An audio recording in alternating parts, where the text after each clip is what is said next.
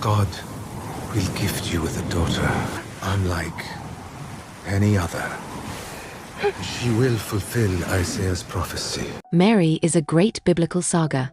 God chose Mary of Nazareth for a special purpose. She will give birth to a Savior who will be the King of the Jews, one who will change the world forever. But this story is not about that Savior. This story is about Mary, the one who gave the world a Savior. But before we begin, please share the video and subscribe to my channel. Joachim and his wife and live in Nazareth of Judah. Years after their marriage, they still have no children. Hoping for a child, Joachim fasted for 40 days in the desert of Judah, confessing his sins to God, praying that God would show mercy upon him. Joachim believes that God is punishing him by taking away the blessing of a child, yet in the hope of one, he is ready to endure every sorrow.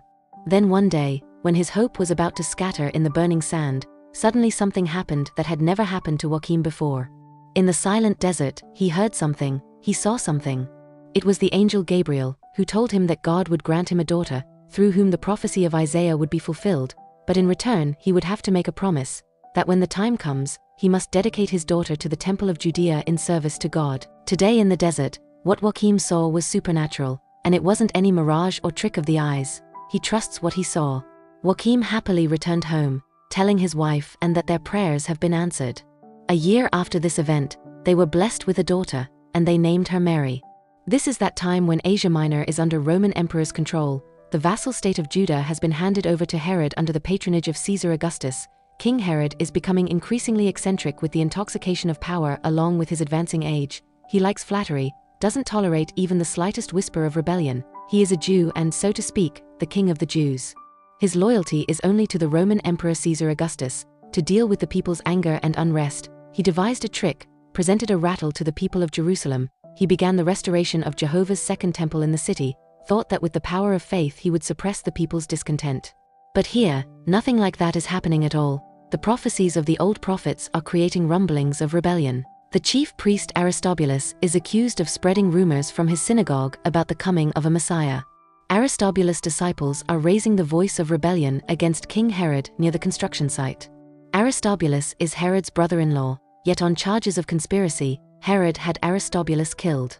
The fear of losing power is driving Herod mad. He does not want to leave even a single spark of rebellion alive. He punished his wife Miriam as well, suspecting her involvement in the deception. Poor Miriam lost her life too. Despite crushing every revolt with force, the anger keeps growing with time. Herod's younger sister's husband also speaks of the arrival of a savior, who will be the true king of the Jews. Herod gave his sister Salome the chance to choose her husband's preferred death. Salome chose a punishment in which his head would be impaled on a spear and displayed in the marketplace as a warning to all rebels. She knows the price of not showing loyalty to her brother, so she herself betrayed her husband. Slowly, time is passing and Mary is growing up as well. Soon the day arrived when Joachim must fulfill the promise made to Gabriel. He must offer his daughter Mary to the temple in Jerusalem. Even though separation is painful, Joachim and must fulfill their vow. They took Mary to Jerusalem. This is the very synagogue whose restoration was carried out by Herod. The priests and sisters here consider Mary special, because they too have heard that Mary's birth was the result of a miracle. She soon became comfortable here. While taking lessons in religion, her entire time is passing peacefully, but as she getting older, many ambitions and the temptations of youth are putting her to the test. Lucifer asks whether her loyalty is to the king or to God. Because this synagogue was not built by any god, the one who had it built is King Herod, and if she remains loyal to God instead of the king, then is she not a rebel? And in the end, what will loyalty to God give her? She should go to King Herod. With him she will receive every comfort. But every attempt to break Mary failed. Then one day Herod came to the Jerusalem synagogue with his entire entourage and brought with him the emblem of Roman Emperor Caesar Augustus. He wants this Roman emblem to be hung on the main gate of the synagogue instead of Yahweh. But the synagogue's chief priest Bava ben Buta resisted this, so Herod put a crown of quills on his head in front of the standing crowd, then thrust the quills in to blind him. Just as he was staging his spectacle of kingship in front of the crowd, he suddenly caught sight of Miriam and froze, as if he had seen something inside her. He got scared and fell ill. Later, he sent his commander Marcellus to investigate Mary. Surely she must be some kind of sorceress or a witch. There is a strange power within her. Before Marcellus could kill Mary, the chief sister of the synagogue, using her authority, stopped Marcellus from doing so. The people of Judah call King Herod the king of things, meaning the king of possessions. He loves to build big grand constructions. In Jerusalem, a boy named Joseph also works at one such construction. Most of the laborers engaged in these building works are distressed by Roman taxes and Herod's dictatorship.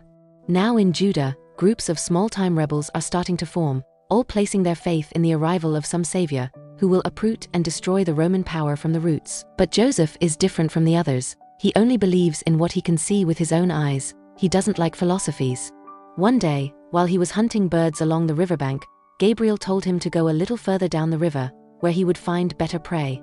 When he moved ahead, he saw Mary there for the first time, and the moment he saw her, he fell in love with Mary. However, when he spoke to Mary for the first time, he learned only this much, that she was the daughter of Joachim of Nazareth. That was enough for him. He found Joachim's whereabouts and reached his home.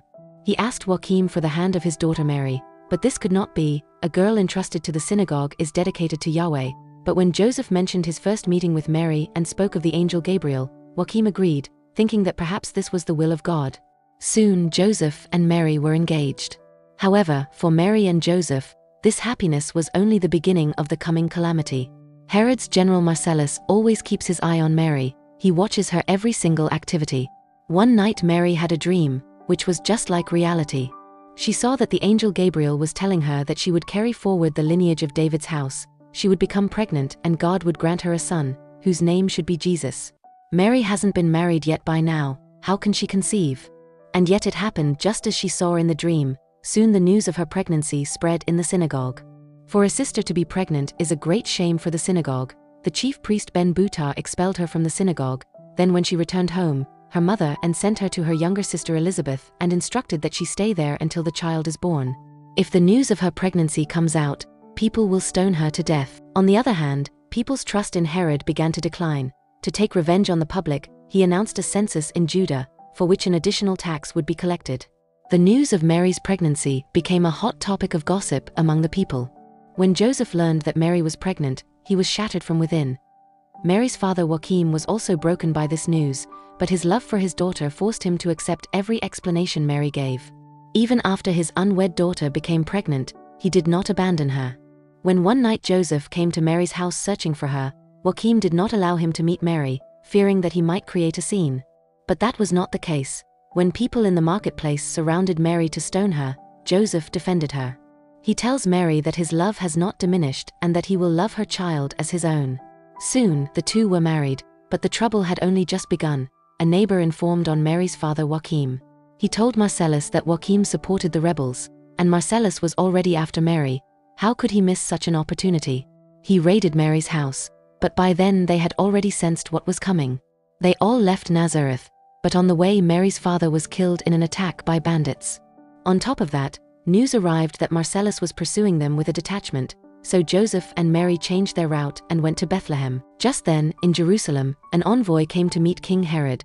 This folklore had already spread to distant lands that a savior was going to be born in Judah. Meanwhile, when Joseph and Mary reached Bethlehem, they were stunned to see the crowd there. It was beyond understanding why so many people had gathered here. In fact, the word had spread that a savior would be born in Bethlehem of Judah. That is why couples from all over the country had gathered here to give birth to their children. Everyone was present with the hope that perhaps the next king would be their own child. Mary was also in labor, but Bethlehem was so crowded that Joseph and Mary could not find any in here. Forced by circumstances, they had to find shelter in a stable. Mary gave birth to a child right there, who would be the king of the Jews. Many high priests and scribes came to behold him and offered gifts. When people went to King Herod and told him that a Messiah had been born in Bethlehem and that they had seen a star in the sky bearing his name, Herod was enraged. He sent his commander Marcellus to Bethlehem and ordered him to kill every newborn boy. As per Herod's command, Marcellus began the massacre of all newborn boys. That night he killed countless infant boys. All of Bethlehem echoed with the cries of newborn children. But here he did not find Mary and her child. They had already left toward Egypt. However, at an inn, Marcellus and his soldiers surrounded them. In this fight, the innkeeper and his wife stood by Joseph and Mary. The two of them escaped from here as well, and Commander Marcellus was killed. Fearing the loss of power and the birth of the Savior, Herod began to go mad. He gathered the slain newborn children in his palace, But this time even his religious leaders did not support him in his madness. Despite countless dangers, Mary and Joseph returned to Jerusalem with their child and, according to Jewish customs, had him circumcised and dedicated him to the synagogue. This child would be the King of the Jews, in whose name the world would unite. The film has ended. I hope you liked the story, and if you did, please like, share the video, and subscribe to the channel.